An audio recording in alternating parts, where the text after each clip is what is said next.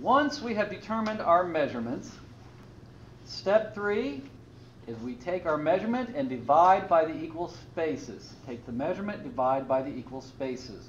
In this case, my measurement is 3.46, and I'm going to divide that by 4. And I get 0.865. I will record that on the appropriate line. You notice that I have an up arrow here. The up is the left column. This is the left and right. So I record that 0.865 on this column. I'll record the 0.865 on that column. I will then do the same thing for the other side. My measurement is 7.95, and I will divide it by 9. And I get 0.88333 repeating. We will stop at 0.883.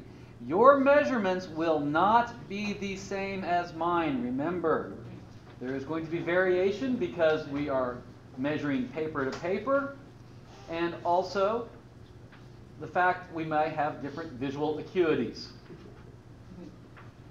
Now, that's step 3. I've divided our measurement by the number of equal spaces and recorded it in the box. Now then, we will start our next measurement.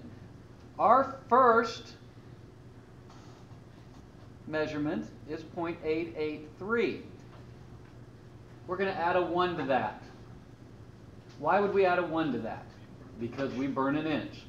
So I know that my first location is going to be at 1.883. So in my calculator, I'm going to put in 1 plus 0.883. And that's my first location. I will then push plus again, 1.881 plus 0.883 equals 1.883. That's my first location. Then I will hit equal again. I got 2.766. Equal again, 3.649. Equal.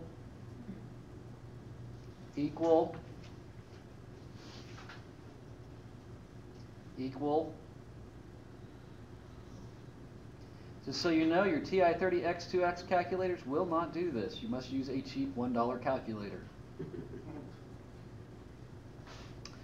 I will need a total of how many numbers?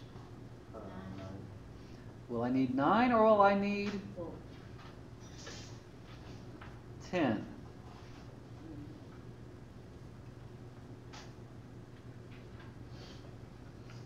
All right, so I've completed that side.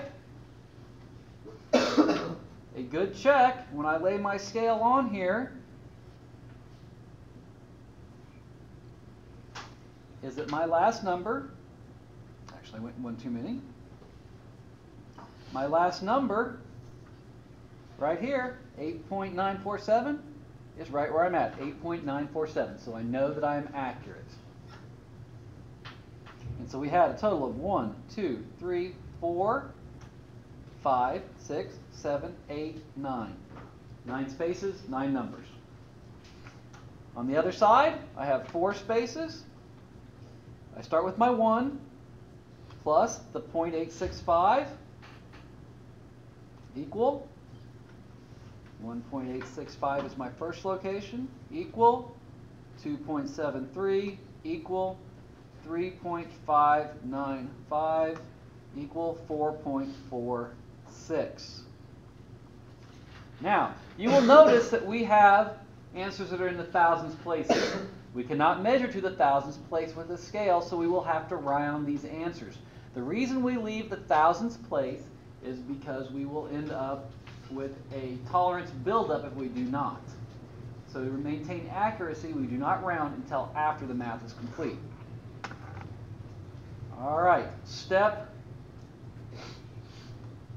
5. We will then graph all of our numbers. So placing our scale on the 1, I will graph. 1.883 rounds to 1.88. 2.766 rounds to 2.77. See, the good part about this is that we don't have to remember that we're burning an inch. We'll just accurately mark what it shows on the scale. 3.649 becomes 3.65. 4.532 becomes 4.53. 6.298. I'm sorry, I skipped one. 5.4541. 6.30. 7.181. And 8.06. Now, to maintain accuracy, I will move my scale to the bottom of the page without turning it over, which maintains the most accuracy, re-establishing that and remarking these again. 1.88, 2.76, 3.65, 4.52, 5.41, 6.30, 7.18, 8.06.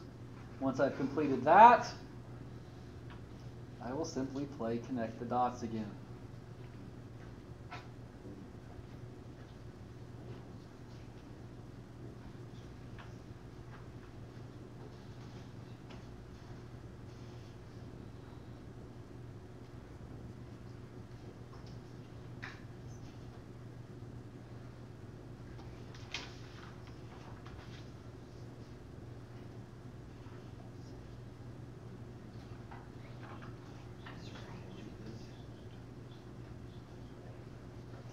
Once that side is complete, I will do the other side. Once again, laying the scale on our line that we drew. 1.865, so 1.87, 2.73, 3.595, so 3.60.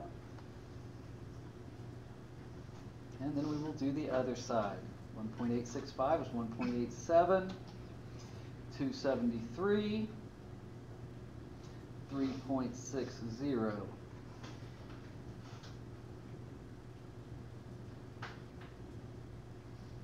Connect the dots.